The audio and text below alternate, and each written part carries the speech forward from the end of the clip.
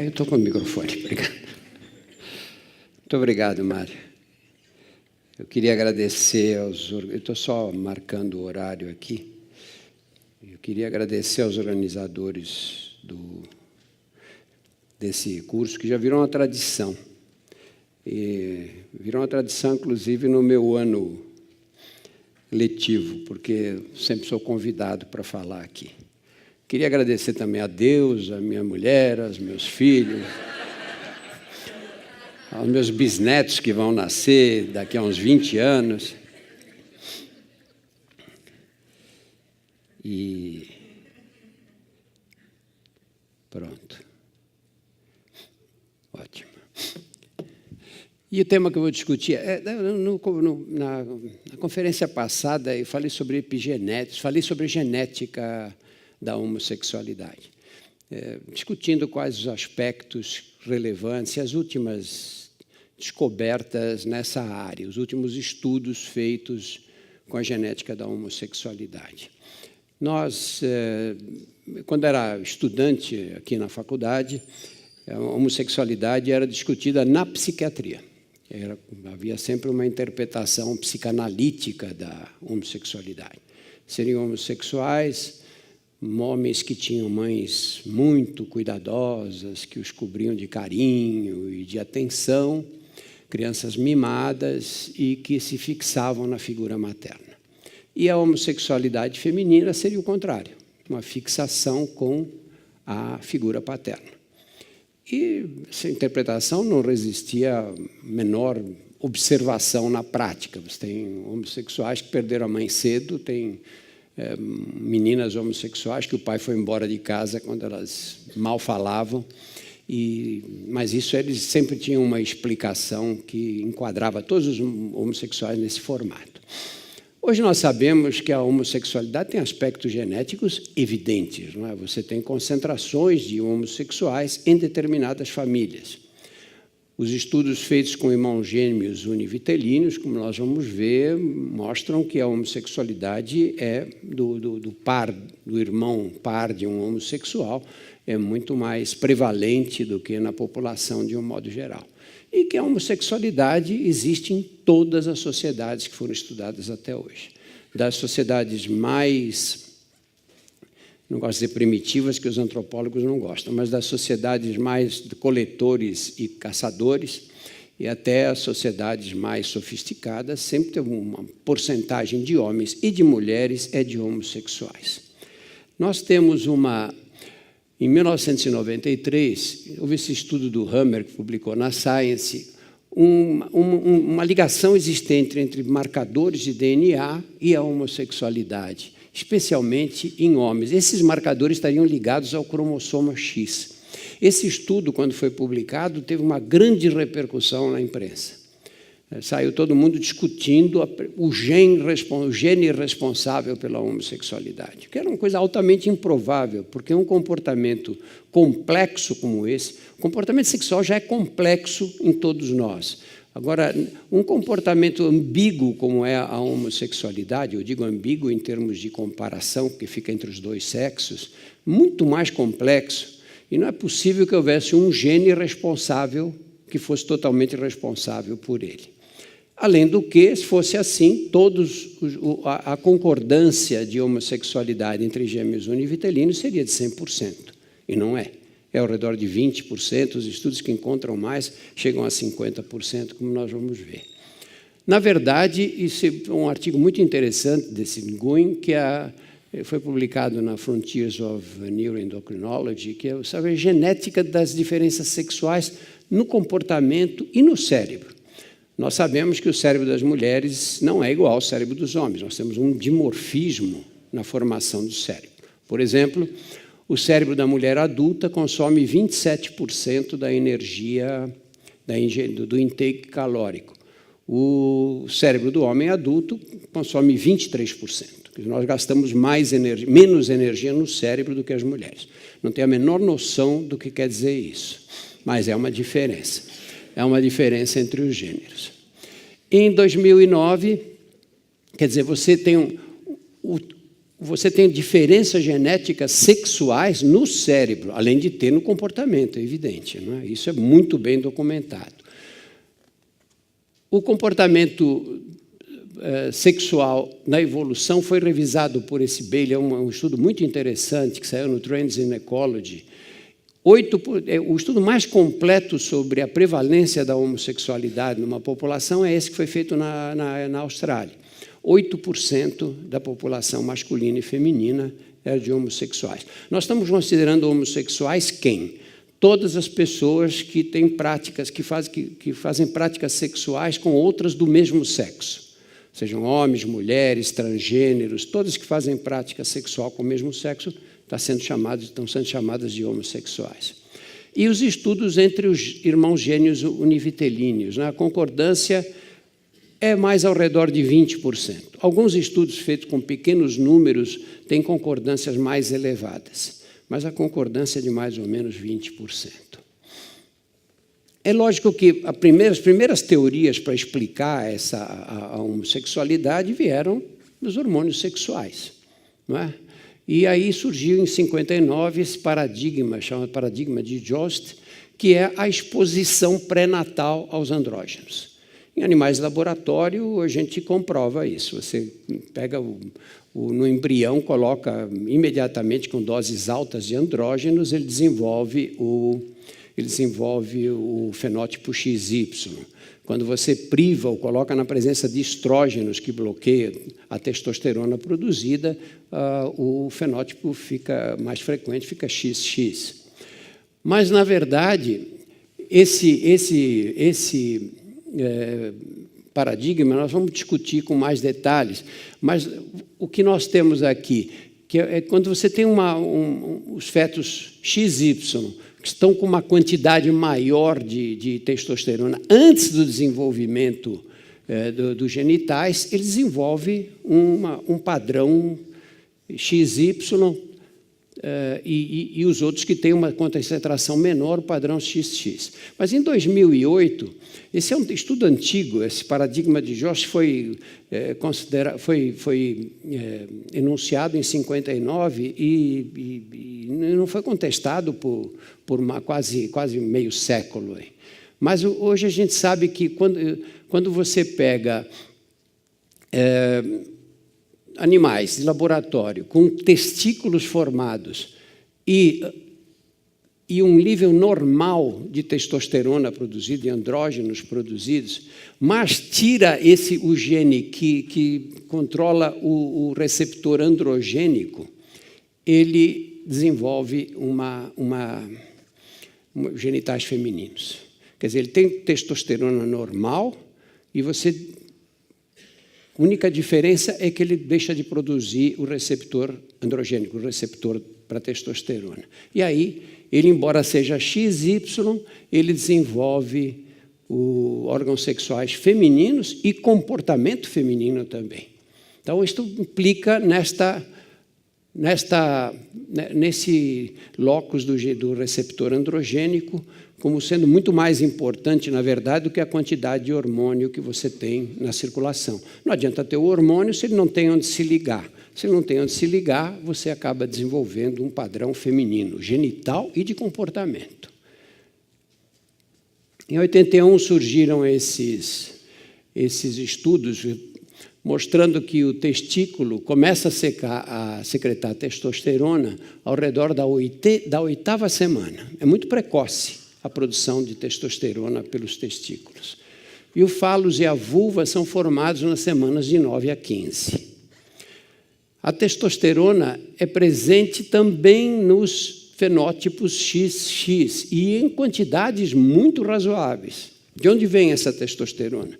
Vem da adrenal do feto e vem da placenta da mãe, vem de uma fonte materna que é a produção de placenta.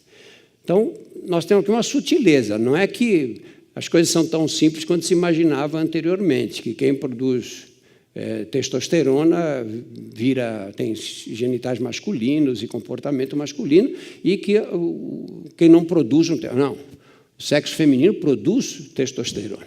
E o mais curioso, as maiores diferenças na produção de testosterona acontecem entre esses dois, entre os sexos X e Y, ocorre nas semanas 11 e entre as semanas 11 e 17.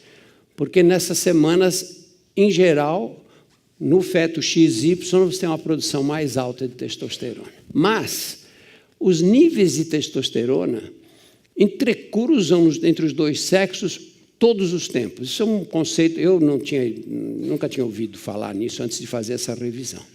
Quer dizer, você tem uma produção de testosterona no fenótipo XY, que tem um pico que chega aí nas semanas de 11 a 17. Mas em todos os tempos, entre os dois sexos, você tem uma intersecção entre os níveis de progesterona. Então, não dá para dizer que o feto masculino tem um nível mais alto de testosterona do que o feminino, porque naquele momento, justamente, pode acontecer o inverso. A diferença maior é que a maioria dos estudos mostra que nas semanas de 17 a 21, nós temos uma maior produção de testosterona nos fetos masculinos. E aí surgiu esse paradigma sexual pré-natal. Ele não é suportado, quer dizer, aquele paradigma de Jost que a gente discutiu, ele não é suportado pela evidência, porque os níveis de testosterona exclusivamente não são indicadores do sexo gonadal em nenhum tempo durante o desenvolvimento fetal, por causa desse overlap que existe durante o desenvolvimento. E aí surge esse conceito de epimarcas. Nós chamamos de epimarcas as alterações da cromatina que têm influência na transcrição dos genes. É o conceito clássico, né? Mas que não incluem mudanças na sequência do DNA. A gente sabe que a metilação é capaz de modificar a expressão gênica sem alterar o DNA. Da mesma forma, o reposicionamento dos nucleossomos e as modificações das histonas. Quer dizer, isso aqui é o conceito de epigenética, né? Essas alterações não modificam o DNA, apenas alteram a sua expressão, né? Normalmente, você leva essas epimarcas pelos espermatozoides e pelos óvulos. Todos eles têm essas epimarcas. Mas quando elas se juntam para formar o ovo, quando se juntam para formar o embrião, elas são apagadas normalmente. A gente sabe que elas contribuem fundamentalmente para a hereditariedade, né?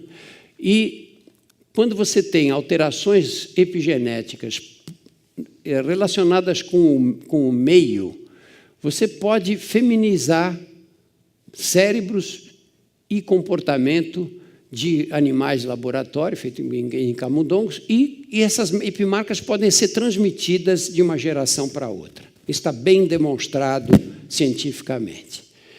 Quando você tem normalmente epimarcas que são específicas para os fetos XX e XY, e elas contribuem para as diferenças de sensibilidade dos andrógenos aos andrógenos pelos dois sexos. Esse é um conceito que agora vocês vão ver que vai dar origem a toda uma área de pesquisa aí, né? Quer dizer, na verdade, você pode ter uma diferença na sensibilidade, não a quantidade, como nós vimos antes, porque essas quantidades têm um overlap entre masculino e feminino. Mas a sensibilidade à ação dos andrógenos é que pode mudar nos dois sexos. Isso provavelmente acontece através das epimarcas mesmo, né? Porque é um grande número de mecanismos pelos quais o sinal do caminho, do pathway que vai formar a testosterona, que vai permitir que a testosterona haja no receptor androgênico, pode ser aumentado ou diminuído. Quer dizer, você pode potencializar a ação da testosterona ou pode bloquear essa ação. Em 2011, surgiu esse trabalho do Bale que mostra que o cariótipo XY conduz a uma ou mais alterações epigenéticas que potencializam o sinal de transdução. elas no mecanismo da transdução, da ação da testosterona, da ação para o receptor androgênico, você tem um estímulo desse sinal. E no cariótipo XX acontece o reverso, você tem um bloqueio dessa ação. As epimarcas que modificam o sinal, que potencializam o sinal em XY, protegem contra os antagonistas androgênicos e contra essas flutuações da testosterona. Isso explica porque você, num dado momento, pode ter num feto XY uma concentração de testosterona mais baixa do que no feto XX, no feto feminino. Apesar de ter essa queda na concentração, você mantém o genótipo masculino nesse feto por causa dessas epimarcas que protegem, impedem que a diminuição da concentração de testosterona provoque femininização dos órgãos sexuais. Melhor esse aqui? Vocês não estavam ouvindo nada? Essas e ao contrário, essas epimarcas que bloqueiam o sinal em XX protegem contra os agonistas dos andrógenos, mantendo o padrão feminino. E o tempo em que isso acontece? Isso é muito interessante, porque essas epimarcas, tanto as que potencializam como as que bloqueiam a sinalização, podem ser produzidas em qualquer tempo antes da instalação do mecanismo de sinal, muito antes de que os testículos comecem a produzir, a secretar testosterona.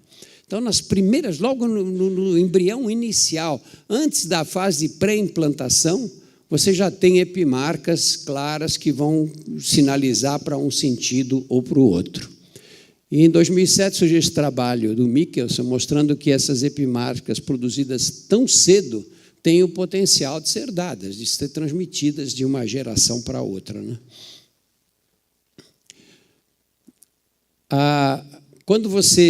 Essas epimarcas que nós recebemos pelo espermatozoide e pelo óvulo, de cara são apagadas, a maioria delas, ou quase todas são apagadas.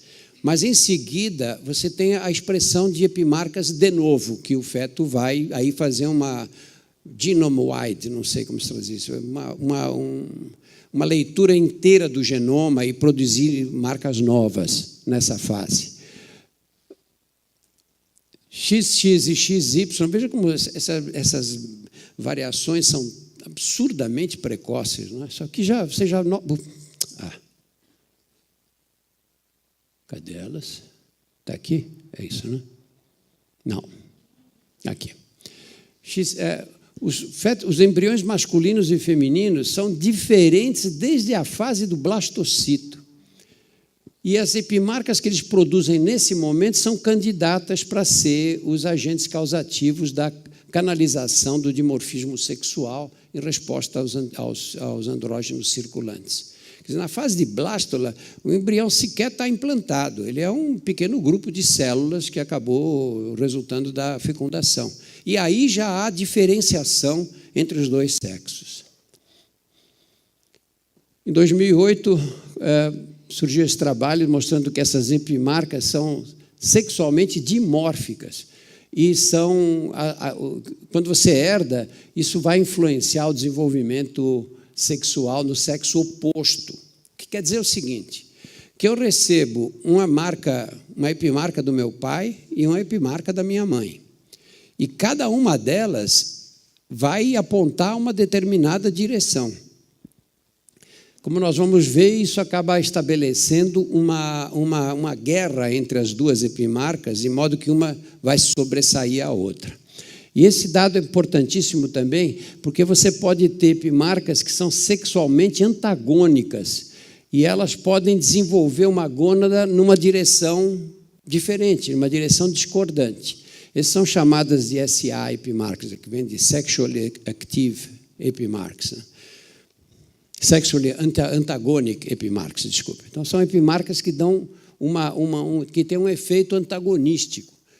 Você pode ter uma epimarca que você recebeu do sexo masculino, tem uma epimarca recebida da mãe, que vai condicionar um comportamento oposto àquele da epimarca que você recebeu do seu pai. Explico melhor isso agora.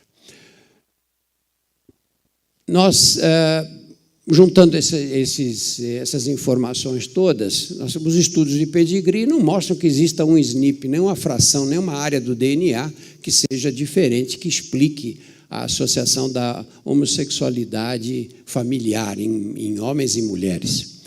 Essa concordância entre os gêmeos monozigóticos é baixa, é ao redor de 20%, que se fosse o DNA o responsável pela homossexualidade, ou se houvesse SNPs de DNA responsáveis pela homossexualidade, nós teríamos uma concordância muito mais próxima de 100%. Isso é um estudo muito interessante também, feito com gêmeos univitelíneos, mostrando que a diferença de expressão, chega a dar a diferença de expressão mais de 600 genes. Eles são geneticamente idênticos. O que modifica tanto a expressão genética? É a epigenética que dá essa explicação, né? Você tem epimarcas que são diferentes. E isso acontece numa diversidade grande de tratos, né? E essa dissimilaridade fenotípica nos irmãos gêmeos não faz diferença se eles foram criados juntos ou separadamente, o que fala um pouco contra epimarcas induzidas pelo meio, né, pelo ambiente. Aqui é uma discussão interessante para mostrar como você pode ter epimarcas que modificam, que mostram uma discordância entre o genótipo e o aparecimento de alterações que são características do sexo oposto. É o caso da criptorquidia, quando os testículos não descem para a bolsa escrotal, ficam muito mais na posição dos ovários, o que é uma característica absolutamente feminina, e o caso das hipospádias. Para quem não é médico, a hipospádia é quando a uretra masculina se abre mais na base do pênis, o que é uma posição muito mais feminina do que masculina. E quando a gente olha a criptorquidia, a prevalência de 2 a 9% é mais ou menos semelhante à da homossexualidade. E aí as hipospádias têm uma prevalência mais baixa.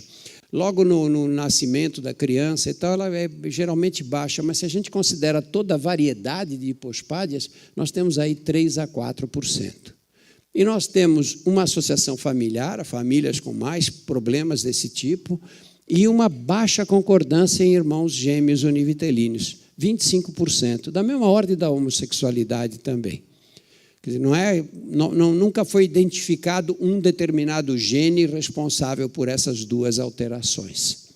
Quando um irmão é afetado, a prevalência da hipospádia no outro aumenta 10 vezes e 3 vezes a criptorquidia. São alterações que na verdade, comprometem a multiplicação. Quer dizer, hoje, é lógico, a gente tem cirurgias que corrigem, mas se você diz, como é que se persiste um trato desse, um fenótipo desse tipo, se ele compromete a multiplicação? Do ponto de vista darwiniano, não tem uma explicação lógica para isso, não é? Porque imagine, quando a medicina não existia, essas crianças, tanto com hipospádia como com criptorquidismo, não deixavam descendentes. E como é que se mantém esse comportamento, esse tipo de fenótipo até hoje, e com essa prevalência mais ou menos constante? Não sei se está claro isso que eu disse, não é? A exposição aos antagonistas androgênicos durante um período curto, quando os genitais se diferenciam, levam ao aumento da prevalência tanto da criptorquidia quanto da hipospádia. E ambos são causados por modificações da sinalização dos andrógenos. Como na homossexualidade, na qual os genitais são concordantes com as gônadas, mas as preferências sexuais não, tanto a hipospádia quanto a criptorquidia representam uma discordância entre a gônada e o trato que se manifestou ali. E sempre isso é interpretação, isso é uma interferência com a sinalização dos androgênios, em que a gônada tem uma sinalização que obedece ao caminho androgênico, enquanto que os outros tratos não. Na homossexualidade, essas epimarcas, que são carregadas de uma geração para outra, contribuem para a causa, enquanto que as novas epimarcas produzidas em irmãos gêmeos univitelíneos explicam a baixa concordância. Eles têm os genes iguais, mas têm epimarcas diferentes, e é por isso que dá essa concordância de 20%. Uma epimarca associada à homossexualidade precisa ter um efeito restritivo importante, causando uma dissociação entre as gônadas e a preferência sexual, mas nenhuma discordância para outros tratos. Quer dizer, é o homem que nasce com testículos, a mulher que nasce com ovários, produzem hormônios da mesma forma, nas mesmas quantidades, mas a diferença está na sinalização, nas epimarcas que modificam a sinalização. Outros fenótipos relacionados com os androgênios e com uma discordância entre as gônadas e os tratos estão conhecidos há muito tempo, né? Que é esse comportamento cross-gender, né? Em meninos, em meninas, e o hirsutismo idiopático feminino. O hirsutismo é uma condição interessantíssima, porque essas meninas menstruam normalmente, têm ciclos menstruais normais e têm uma distribuição de pelos pelo corpo que é completamente masculina. E a explicação para isso está justamente na ação na quebra, na interferência com o caminho dos androgênios. Porque o caminho dos androgênios difere entre os órgãos e tecidos, porque a sensibilidade dos tecidos variam é diferente de um tecido para o outro. Então, você pode ter uma epimarca que não tem efeito nenhum na genitália, mas que tem um grande efeito nas regiões dimórficas do cérebro. Esse é um ponto fundamental, né? E aqui a corrida, a guerra que existe entre essas epimarcas que são antagonicamente sexuais e que agem no feto, ou para estimular a produção de androgênio, ou a sinalização do androgênio, ou para bloqueá-la.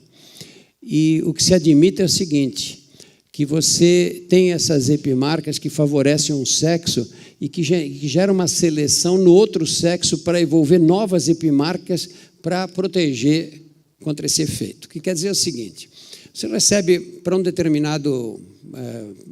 determinada ação de um órgão, a sensibilidade, a produção, a resposta no caminho androgênico.